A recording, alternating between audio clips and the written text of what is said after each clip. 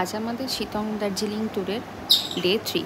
আজকে আমরা শিটং থেকে চলে যাচ্ছি দার্জিলিংয়ের উদ্দেশ্যে, এবং আমরা যখন যাব আমরা রাস্তায় দেখতে দেখতে যাব।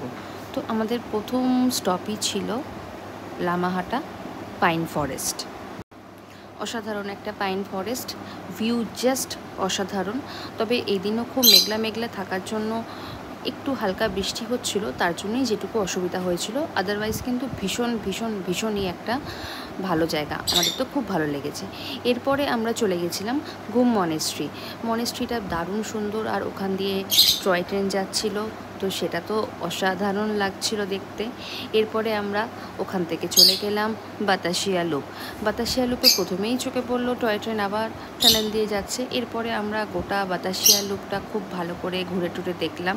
তারপরে তো আমার ছেলে, আমার আর একটা ছোট্ট মেয়ে, এরা সবাই মিলে ওখানে ড্রেস পরে খুবই এনজয় করলো।